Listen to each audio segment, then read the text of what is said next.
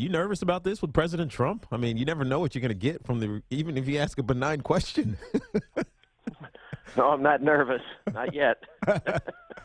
I was reading, Jim, and we have a couple of things we wanted to throw by you, that you have actually had the pleasure of chatting with every president dating back to Richard Nixon. Now, obviously, the fandom for the presidents, in terms of sports fandom, it fluctuates. We know that President Obama, former president, a huge basketball fan, and we know that former President Clinton loves to play golf, et cetera, loves his Razorbacks. Of all the presidents that you interviewed, was there anybody that just didn't know anything about sports?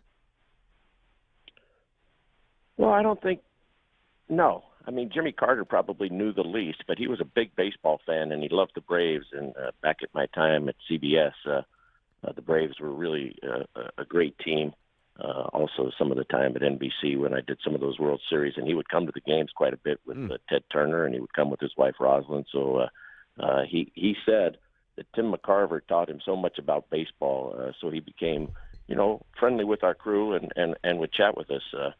But I don't. Richard Nixon was really amazing. Richard Nixon knew statistics about baseball and football, and could tell you instances, and he could recite dates and plays and so forth.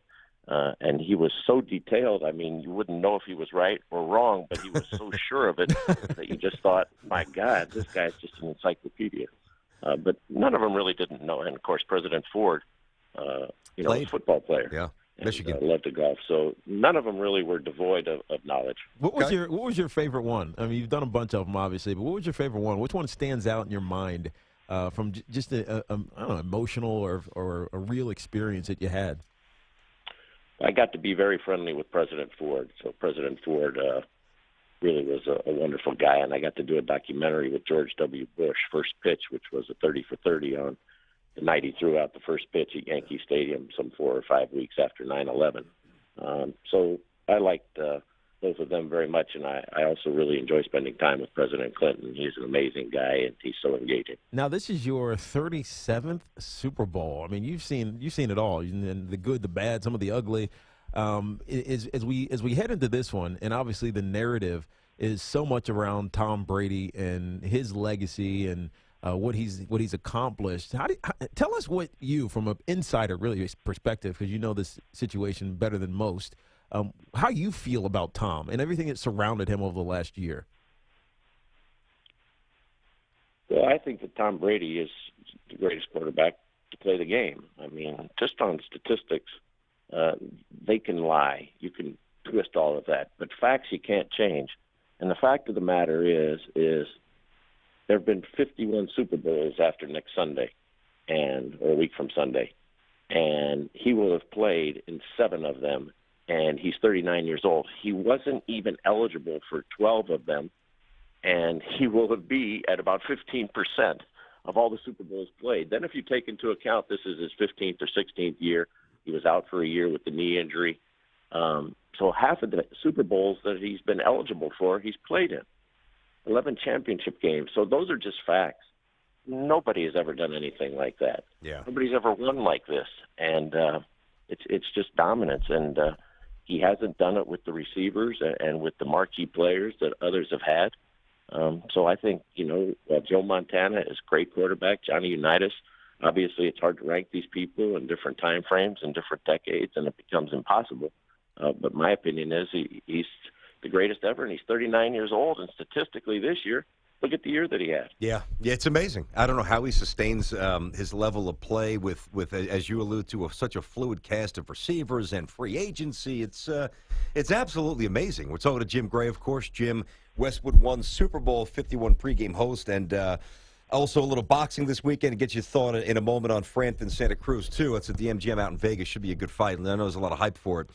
I think, Jim, and I don't know if you would agree with this, that at least in recent history, maybe not going back to the 70s or even 80s, but somewhat recent snapshot, that Matt Ryan stands the most to gain in terms of perception. I know legacy is kind of a low-hanging fruit word, but legacy, if you'll engage me with that for a moment, than anybody in a while. I mean, if he wins his first Super Bowl, and he's going to win the MVP, and if he doesn't, something's really wrong, and he beats Brady and Belichick in the process, he goes from a good quarterback to a rarefied stratosphere that would really, I think, represent maybe one of the biggest jumps I've ever seen.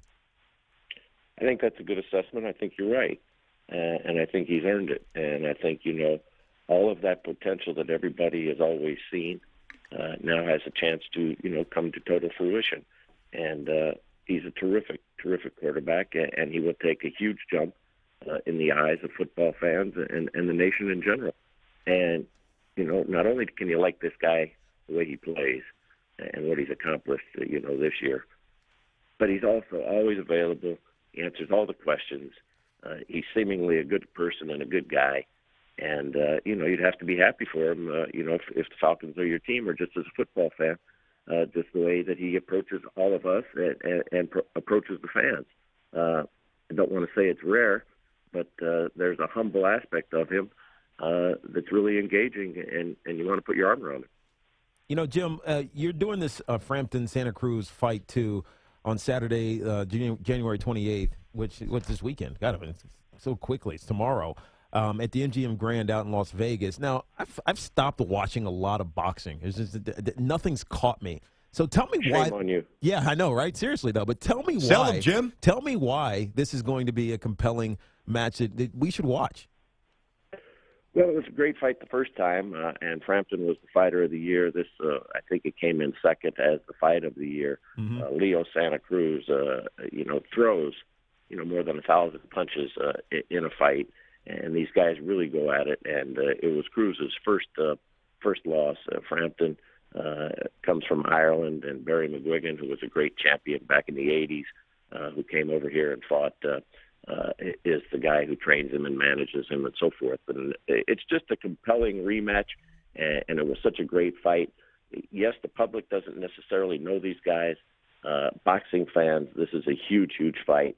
And this should spill over a little bit into the casual sports fan as well, because it was so exciting and such an aggressive fight the first time.